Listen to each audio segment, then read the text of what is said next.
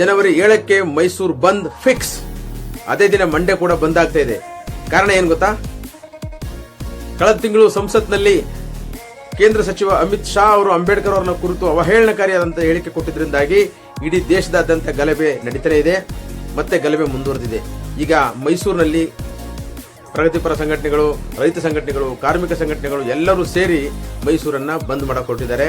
ಜೊತೆಗೆ ಮಂಡ್ಯ ಸಹ ಅದೇ 7ನೇ ತಾರೀಕು, ಜನವರಿ 7ನೇ ತಾರೀಕು ಬಂದ್ ಆಗಲಿದೆ. ಈ ಪ್ರತಿಭಟನೆ ಮತ್ತು ಮೈಸೂರು ಬಂದ್ ಕುರಿತಂತೆ ವಿವರಗಳನ್ನ ನೀಡೋಕ್ಕೋಸ್ಕರ ಇವತ್ತು ಮೈಸೂರಿನ ಪ್ರಗತಿಪರ ಚಿಂತಕರಾದಂಥ ಮಾಜಿ ಮೇಯರ್ ಪುರುಷೋತ್ತಮ್ ರವರು ಸರಣಿ ಪತ್ರಿಕಾಗೋಷ್ಠಿಗಳನ್ನು ನಡೆಸಿದ್ದಾರೆ. ಆ ಪತ್ರಿಕಾಗೋಷ್ಠಿಗಳ ವಿವರವನ್ನು ಅವರದೇ ಮಾತಿನಲ್ಲಿ ಕೇಳೋಣ. ಮತ್ತು ಅವರು ವಿಶೇಷವಾಗಿ ನಮ್ಮ ಚಮರಂ ಚಾನೆಲ್ಗೆ ತಮ್ಮ ಸಂದರ್ಶನವನ್ನು ನೀಡಿದ್ದಾರೆ. ಆ ಸಂದರ್ಶನದ ಭಾಗ ಮತ್ತು ಪತ್ರಿಕಾಗೋಷ್ಠಿಯ ಭಾಗಗಳನ್ನ ಇವತ್ತು ನಿಮ್ಗೆ ಕೊಡ್ತಾ ಇದ್ದೀನಿ. ಜನವರಿ 7ನೇ ತಾರೀಕಿಗೆ ಮೈಸೂರು ಬಂದ್ ಫಿಕ್ಸ್ ಆಗಿದೆ. ಜೊತೆಗೆ ಮಂಡ್ಯ ಬಂದ್ ಸಹ ಫಿಕ್ಸ್ ಆಗಿದೆ. ಇದ್ರ ಮುಖಾಂತರ ಅವರು ಕೇಂದ್ರ ಸಚಿವ ಅಮಿತ್ ಶಾ ಅವರನ್ನ ವಜಾಗೊಳಿಸಬೇಕು ಅವರ ಪೋರ್ಟ್ಫೋಲಿಯೋದಿಂದ, ಮತ್ತು ಅವರಿಗೆ ದಂಡನೆ ವಿಧಿಸಬೇಕು, ಅವರು ದೇಶದ ಕ್ಷಮೆ ಕೇಳಬೇಕು. ಜೊತೆಗೆ ಅವ್ರ ಮೇಲೆ ಇರುವಂತ ಹಳೆಯ ಕೇಸ್ಗಳೇನಿದೆ, ಕ್ರಿಮಿನಲ್ ಕೇಸ್ಗಳನ್ನ ಮತ್ತೆ ರೀಓಪನ್ ಮಾಡಬೇಕು. ಇಂತಹ ಒಬ್ಬ ಕ್ರಿಮಿನಲ್ ಅಪರಾಧಗಳ ಹಿನ್ನೆಲೆ ಇರತಕ್ಕಂಥ ಒಬ್ಬ ವ್ಯಕ್ತಿ ಬಾಬಾ ಸಾಹೇಬ್ ಅಂಬೇಡ್ಕರ್ ಅವರ ಬಗ್ಗೆ ಸಂಸತ್ನಲ್ಲಿ ಅತ್ಯಂತ ತುಚ್ಛವಾಗಿ ಮಾತಾಡಿದ್ದಾರೆ. ಹಾಗಾಗಿ ಇಡೀ ನಾಡಿನ, ಇಡೀ ದೇಶದ ಒಂದು ಕ್ಷಮೆಯನ್ನು ಯಾಚಿಸಬೇಕು ಅಮಿತ್ ಶಾ ಅಂತ ಹೇಳಿ ಮೈಸೂರು ಬಂದ್ಗೆ ಕರೆ ಕೊಟ್ಟಿದ್ದಾರೆ. ಇನ್ನೂ ಬೇರೆ ಬೇರೆ ರೂಪದಲ್ಲಿ, ಉಗ್ರ ಸ್ವರೂಪದಲ್ಲಿ ತಾಳುವಂತ ಎಲ್ಲ ಲಕ್ಷಣಗಳು ಕಾಣಿಸ್ತಾ ಇದೆ. ಈಗಾಗಲೇ ದೇಶದಾದ್ಯಂತ ಅನೇಕ ರಾಜ್ಯಗಳಲ್ಲಿ, ತಾಲೂಕು ಕೇಂದ್ರಗಳಲ್ಲಿ ಮತ್ತು ಜಿಲ್ಲಾ ಕೇಂದ್ರಗಳಲ್ಲಿ ಸಹ ಈ ತರ ಬಂದ್ಗಳು ನಡೀತಾ ಇದೆ. ತಕ್ಷಣಕ್ಕೆ ಮೋದಿ ಸರ್ಕಾರ ಅಮಿತ್ ಶಾ ಅವರ ಮೇಲೆ ಒಂದು ಕ್ರಮ ಕೈಗೊಂಡ್ರೆ, ಅಥವಾ ಕೇಂದ್ರ ಸರ್ಕಾರವೇ ಖುದ್ದು ಎಲ್ಲ ಭಾರತೀಯರ ಕ್ಷಮೆಯನ್ನು ಕೇಳಿದ್ರೆ ಬಹುಶಃ ಇದು ತಣ್ಣಗಾಗ್ಬೋದೇನೋ. ಇಲ್ಲಿ ತನಕ ಇದು ತಣ್ಣಗಾಗುವ ಯಾವ ಲಕ್ಷಣಗಳು ಕಾಣಿಸ್ತಾ ಇಲ್ಲ. ದಿನದಿಂದ ದಿನಕ್ಕೆ ಅಮಿತ್ ಶಾ ಅವರ ಈ ಹೇಳಿಕೆ ಕುರಿತಂತೆ ಎಲ್ಲ ಪ್ರಗತಿಪರ ಸಂಘಟನೆಗಳು ತಮ್ಮ ಉಗ್ರ ಸ್ವರೂಪವನ್ನು ಪ್ರದರ್ಶನ ಮಾಡೋ ಕೊಟ್ಟಿದೆ ಅಂತಕ್ಕಂಥ ಸೂಚನೆಗಳು ಸಿಗ್ತಾ ಇದೆ. ಈಗ ಮುಹೂರ್ತ ಫಿಕ್ಸ್ ಆಗಿದೆ ಮೈಸೂರು ಬಂದ್ಗೆ. ಅವರ ಮಾಹಿತಿಯನ್ನ ನಿಮಗೋಸ್ಕರ ಇಲ್ಲಿ ನೀಡಿದ್ದೀನಿ ನೋಡಿ. ದಿನಾಂಕ 7/2025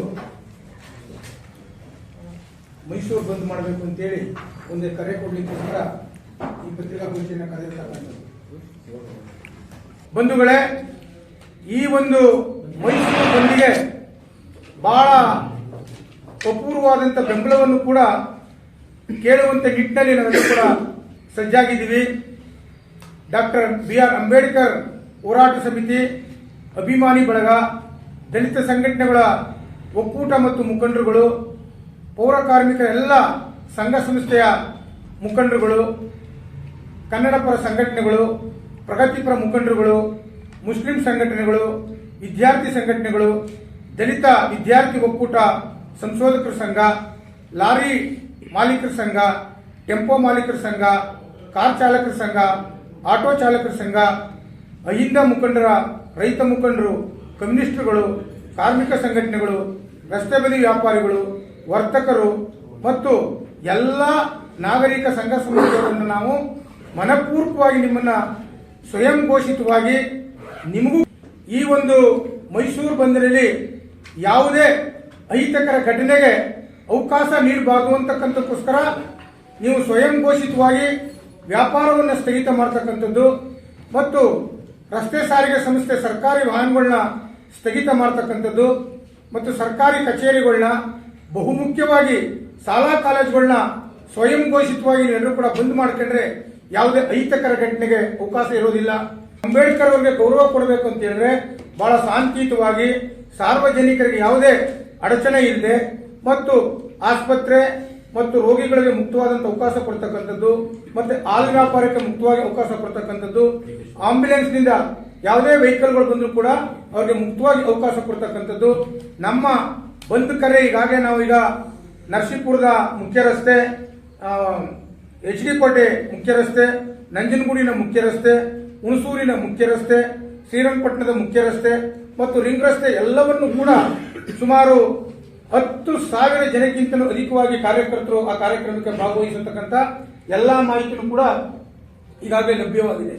ರಾಷ್ಟ್ರದ ಮಹಾನಾಯಕ ಅಂಬೇಡ್ಕರ್ ಅವರ ವಿರುದ್ಧವಾಗಿ ಅವಹೇಳನಕಾರಿ ಮಾತನ್ನ ಕಳೆದ ತಿಂಗಳು ಈ ರಾಷ್ಟ್ರದ ಕೇಂದ್ರ ಸರ್ಕಾರದ ಗೃಹ ಸಚಿವರಾದಂಥ ಅಮಿತ್ ಶಾ ಅವರು ಅಂಬೇಡ್ಕರ್ ಬಗ್ಗೆ ಅವಹೇಳನಕಾರಿಯಾಗಿ ಮಾತನಾಡಿ ಇಡೀ ದೇಶದ ಜನವನ್ನ ಇವತ್ತು ಬೀದಿಗೆ ತಂದು ನಿಲ್ಲಿಸುವಂತ ಕೆಲಸವನ್ನ ಮಾಡಿದ್ದಾರೆ. ಅವರು ಜವಾಬ್ದಾರಿಯುತವಾಗಿ ಈ ದೇಶದಲ್ಲಿ ಆಗ್ತಕ್ಕಂಥ ಅನ್ಯಾಯವನ್ನ ಒಂದು ಕಾನೂನು ಮೂಲಕ ಸರಿಪಡಿಸುವುದು ಮತ್ತು ವಿದೇಶರ ಅಕ್ರಮಗಳನ್ನು ಸರಿಪಡಿಸಲು ಸಾಧ್ಯವಾಗದೆ ಅಂಬೇಡ್ಕರ್ ಬಗ್ಗೆ 100 ವರ್ಷಗಳಿಂದನೂ ಕೂಡ ಮತ್ತೆ ಈ RSS ಮತ್ತು ಬಿಜೆಪಿ ಅಂತಕ್ಕಂಥ ತಂತ್ರಗಾರಿಕೆ ಅವರ ವಿರುದ್ಧವಾಗಿ ಈ ತರ ಹೇಳಿಕೆಗಳನ್ನ ಕಳೆದ 12 ವರ್ಷಗಳಿಂದನೂ ಕೂಡ ನಿರಂತರವಾಗಿ ಕೊಡ್ತಾ ಬಂದಿರತಕ್ಕಂಥದನ್ನ ಇದು ನಾವು ವಿರೋಧ ಮಾಡ್ತಾ ಬರ್ತಾ ಇದೀವಿ, ಖಂಡಿಸ್ಕೊಂಡೇ ಬರ್ತಾ ಇದೀವಿ.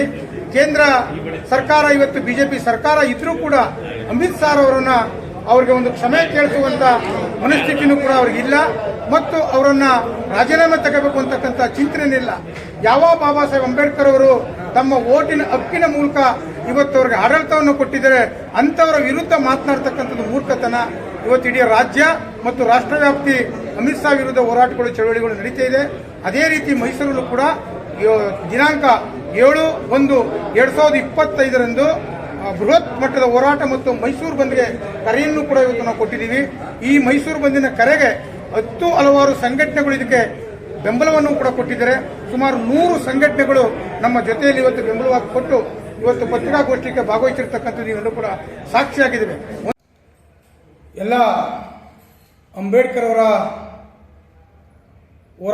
ಹೋರಾಟಗಾರರಿಗೆ ಮತ್ತು ಅಭಿಮಾನಿಗಳಿಗೆ, ಅಂಬೇಡ್ಕರ್ ಅನುಯಾಯಿಗಳಿಗೆ ಒಂದು ಈ ಮಾಧ್ಯಮದ ಮೂಲಕ ನಾನು ಒಂದು ಮನವಿಯನ್ನು ಕೂಡ ಮಾಡ್ತಾ ಇದ್ದೀನಿ. ಅಮಿತ್ ಶಾ ಅವರು ಕಳೆದ ತಿಂಗಳು ರಾಜ್ಯಸಭೆಯಲ್ಲಿ ತಮಗೆ ಅರಿವಿದ್ರೂ ಕೂಡ ಅರಿವಿಲ್ಲದಿದ್ದ ನಾಟಕವನ್ನು ಆಡಿ ಅಂಬೇಡ್ಕರ್ ಬಗ್ಗೆ ಅವಹೇಳನಕಾರಿ ಮಾತನಾಡಿರ್ತಕ್ಕಂಥದ್ದು, ಈ ದೇಶಕ್ಕೆ ದೊಡ್ಡ ದ್ರೋಹವನ್ನು ಮಾಡಿರ್ತಕ್ಕಂಥದ್ದು, ಸಂವಿಧಾನಕ್ಕೆ ಅಪಚಾರ ಮಾಡಿರ್ತಕ್ಕಂಥದ್ದು ಮತ್ತು ಈ ರಾಷ್ಟ್ರದ ಪ್ರಜಾಪ್ರಭುತ್ವಕ್ಕೆ ಅಪಚಾರ ಮಾಡಿರ್ತಕ್ಕಂಥದ್ದು ಮತ್ತು ಅವರು ಈ ಸ್ಥಾನಕ್ಕೆ ಬರಬೇಕು ಅಂತ ಹೇಳಿದ್ರೆ ಓಟಿನ ಹಕ್ಕ ಕೊಟ್ಟಿರ್ತಕ್ಕಂಥ ಅಂಬೇಡ್ಕರ್ ಬಗ್ಗೆ ಮಾತನಾಡಬೇಕು ಅಂತ ಹೇಳಿದ್ರೆ ಬಹಳ ಯೋಚನೆ ಮಾಡಬೇಕು 100 ಸಾರಿ.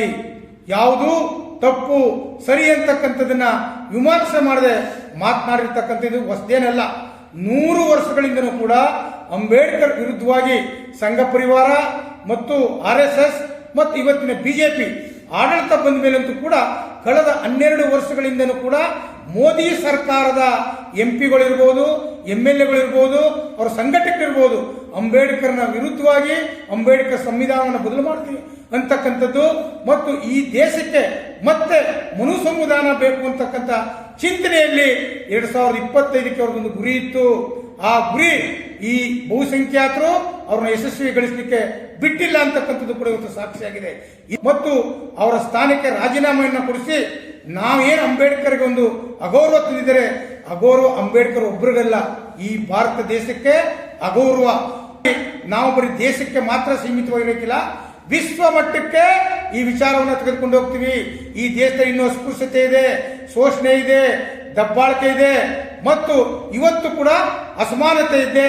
ಬಹುಸಂಖ್ಯಾತರನ್ನ ಅಲ್ಪಸಂಖ್ಯಾತರು ಇವತ್ತು ಆಡಳಿತದ ಮೂಲಕ ಕೇವಲ 3-4% ಇರ್ತಕ್ಕಂಥ ಜನ ಈ ದೇಶವನ್ನ 563 ಸಂಸ್ಥಾನ ಇದ್ದಾಗಲೂ ಕೂಡ ಅವ್ರದೇ ಆಡಳಿತ, ರಾಜಪ್ರಭುತ್ವದಲ್ಲಿ ಅವ್ರದೇ ಆಡಳಿತ. ಇವರು ಇಡೀ ದೇಶವನ್ನ ಇವತ್ತು ಬಹಳಷ್ಟು ಕಟ್ಟುನಿಟ್ಟಾಗಿ ಆಳುವಂತ ಪ್ರಯತ್ನ 4% ಜನ. ಇವರು ಯಾರು ಕೂಡ ಈ ದೇಶದ ಮೂಲ ನಿವಾಸಿಗಳೆಲ್ಲ, ಇವರು ಹೊರಗಡೆಯಿಂದ ಬಂದಿರತಕ್ಕಂಥವ್ರು. ಮತ್ತೊಂದು ಕೋರೆಗಾಂವ್ ಯುದ್ಧ ಈ ರಾಷ್ಟ್ರದಲ್ಲಿ ಆಗ್ತದೆ ಅಂತಕ್ಕಂಥ ಸಂದೇಶವನ್ನು ಕೂಡ ಕೊಡ್ತಾ ಇದ್ದೀನಿ. ನಿಜವಾಗ್ಲೂ ಕೂಡ ಅಂಬೇಡ್ಕರ್ ಅವರ ಅನುಯಾಯಿಗಳು ಪರಿಶಿಷ್ಟ ಜಾತಿ, ಪರಿಶಿಷ್ಟ ವರ್ಗ, ಹಿಂದುಳಿದ ವರ್ಗ ಮತ್ತು ನನ್ನೆಲ್ಲ ದಲಿತ ಪೌರ ಕಾರ್ಮಿಕ ಬಂಧುಗಳು ಈ ಕಾರ್ಯಕ್ರಮಕ್ಕೆ ಬಹಳಷ್ಟು ಬೆಂಬಲವನ್ನು ಕೊಟ್ಟಿರ್ತಕ್ಕಂಥ ಇವತ್ತು ಸಾಕ್ಷಿಯಾಗಿದೆ. ಇದು ಯಾವುದೇ ಜಾತಿ ಇಲ್ಲ, ಯಾವುದೇ ಧರ್ಮವಿಲ್ಲ, ಯಾವುದೇ ಪಕ್ಷವಿಲ್ಲ. ಇಲ್ಲಿ ಪಕ್ಷಾತೀತವಾಗಿ, ಜಾತ್ಯಾತೀತವಾಗಿ ಪ್ರತಿಯೊಬ್ಬ ವರ್ತಕರು ಕೂಡ ಇದಕ್ಕೆ ಬೆಂಬಲವನ್ನು ಕೊಡಬೇಕು. ಅಂಬೇಡ್ಕರ್ ಅಂತ ಹೇಳಿದ್ರೆ ಈ ದೇಶದ 145 ಕೋಟಿಗೂ ಕೂಡ ಅವರ ಹಕ್ಕು ಅಧಿಕಾರವನ್ನ, ಸಾಮಾಜಿಕ ಸಮಾನತೆಯನ್ನ, ಆರ್ಥಿಕ ಸಮಾನತೆಯನ್ನ, ಶಿಕ್ಷಣ ಸಮಾನತೆಯನ್ನ ಇವತ್ತು ಕೊಟ್ಟಿರ್ತಕ್ಕಂಥದ್ದು ನಾವೆಲ್ಲರೂ ಕೂಡ ಸ್ಮರಣೆ ಮಾಡಬೇಕಾಗಿರ್ತಕ್ಕಂಥದ್ದು. ಇಂಥವರ ವಿರುದ್ಧ ಮಾತನಾಡ್ತಾರಲ್ಲ, ಇಂಥವ್ರನ್ನ ನಾವು ದೇಶದ್ರೋಹಿಗಳು ಅಂತ ನಾವು ಕರೀತಾ ಇದೀವಿ. ಹಾಗಾಗಿ ಎಲ್ಲರೂ ಕೂಡ ಜಾಗೃತರಾಗಿ ಎಲ್ಲಾ ಸಂಘಟನೆಯವರು ಕೂಡ ಈ ಒಂದು ಹೋರಾಟಕ್ಕೆ ಬೆಂಬಲ ಕೊಡಬೇಕು ಅಂತೇಳಿ ನಾನು ಕಳಕಳಿಯಿಂದ ಮನವಿ ಮಾಡ್ತಾ ಇದ್ದೀನಿ. ಹಕ್ಕೊತ್ತಾಯ ಏನು ಸರ್ ಇದ್ರದ್ದು? ಇದು ಹಕ್ಕೊತ್ತಾಯ ಮೊದಲನೇದು, ಅಮಿತ್ ಶಾ ಅಂತಕ್ಕಂಥವ್ರು ಒಬ್ಬ ಕ್ರಿಮಿನಲ್. ಅವನು ಗೃಹ ಸಚಿವನಾಗ್ಲಿಕ್ಕೆ ನಾಲಾಯಕ್. ಯಾಕಂದ್ರೆ ಅವನು ಕೈಗೆ ಬೇಡಿ ಹಾಕಿಸ್ಕೊಂಡಿದ್ದೇನೆ, ಅವನೊಬ್ಬ ಭ್ರಷ್ಟಾಚಾರಿ, ಅವನು ಏನು ಅವನ ರಾಜ್ಯದಲ್ಲಿ ಏನೇನು ಮಾಡಿದ್ದಾನೆ, ಕ್ರಿಮಿನಲ್ ಮೊಕದ್ದಮೆಗಳಿದೆ, ಅವೆಲ್ಲವನ್ನು ಕೂಡ ರೀಓಪನ್ ಮಾಡ್ತೀವಿ. ಅವನು ನಮ್ಮನ್ನ ಬಹಿರಂಗವಾಗಿ ಕ್ಷಮೆ ಕೇಳಬೇಕು ಮತ್ತು ಬಿಜೆಪಿ ಸರ್ಕಾರ ರಾಜೀನಾಮೆ ತಗೊಳ್ಬೇಕು. ಯಾವುದೇ ಕಾರಣಕ್ಕೂ ಕೂಡ ಈ ನಮ್ಮ ಒತ್ತಾಯಗಳು ಏನಾದ್ರು ಕೂಡ ಮಣಿನಿಲ್ಲ ಅಂತ ಹೇಳಿದ್ರೆ ನಾವು ಫೆಬ್ರವರಿ ತಿಂಗಳಿಗೆ 1,000ಕ್ಕಿಂತ ಅಧಿಕವಾಗಿ ನಾವು ಡೆಲ್ಲಿ ಚಲೋ ಮಾಡ್ತೀವಿ. ಡೆಲ್ಲಿಲೂ ಕೂಡ ನಮ್ಮ ಶಕ್ತಿ ಸಾಮರ್ಥ್ಯವನ್ನ ನಾವು ಪ್ರದರ್ಶನ ಮಾಡ್ತೀವಿ ಅಂತಕ್ಕಂಥ ಸಂದೇಶವನ್ನು ಕೊಡ್ತಾ ಇದೀವಿ ಸರ್.